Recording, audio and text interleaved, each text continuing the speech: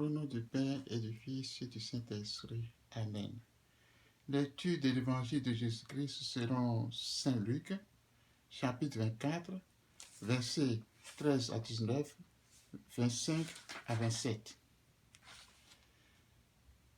Le même jour, c'est-à-dire le premier jour de la semaine, 2 disciples faisaient route vers un village appelé Emmaüs, à 2 heures de route, 2 heures de marche de Jérusalem. Et ils parlaient entre eux de tout ce qui s'était passé. Or, tant qu'ils s'interrogeaient et s'entretenaient, Jésus lui-même s'approcha. Il marchait avec eux, mais leurs yeux étaient empêchés de le reconnaître. Jésus leur dit, « De quoi parlez-vous en marchant ?» Alors, ils s'arrêtaient tout tristes. L'un d'eux, nommé Cléophas, lui répondit, « Tu es bien le seul étranger résidant à Jérusalem qui ignore les événements de ces jours-ci. » Il leur dit, « Quel événement ?» Il lui répondit, « Ce qui est arrivé à Jésus de Nazareth, cet homme qui était un puissant prophète, un prophète puissant par ses actes et ses paroles, devant Dieu et devant tout le peuple.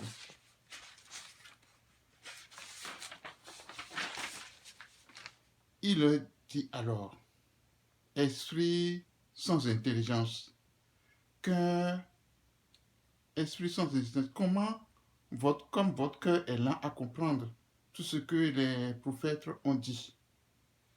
Ne fallait-il pas que le Christ souffrit cela pour entrer dans sa gloire? Et partant de Moïse et de tous les prophètes, il leur interprétera dans toutes les Écritures ce qui le concernait. » Cléophas et son compagnon de fortune sont désorientés par ce qui est arrivé le vendredi saint, c'est-à-dire la passion et la mort ignominieuse du Christ. Et même les événements, les informations apportées par les femmes au dimanche de Pâques n'ont pas suffi à les réconforter. Alors, le soir de Pâques, ils se décidaient à fuir Jérusalem. Ils désertent Jérusalem et la ville sainte, ainsi que la communauté, pour aller à la campagne en vue de mieux purger leurs illusions et faire le deuil de tout ce qui s'est passé. Alors Jésus ressuscité, qui est le bon pasteur, qui a versé son sang pour ses brebis, n'entend pas prendre aucune de ses brebis. Il les rejoint et il les interroge. Alors il lui raconte ce qui s'était passé.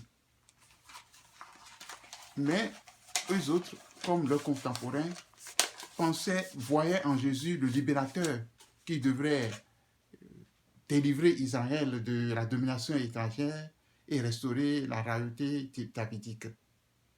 Jésus, alors, va leur interpréter, va ouvrir leur intelligence, leur esprit à l'intelligence des Saintes Écritures.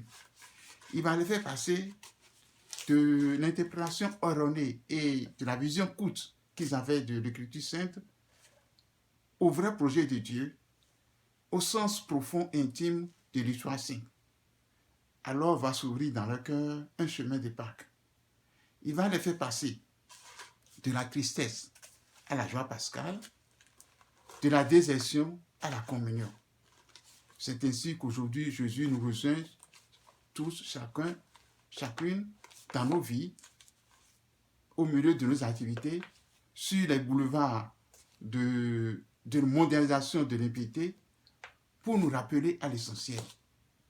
Il frappe sans cesse à notre cœur, et si nous nous ouvrons, il élit domicile en nous pour nous partager la lumière, la vérité, afin que nous puissions demeurer en lui. Soyons donc attentifs à tout ce qui nous enseigne à travers ces temps de Pâques.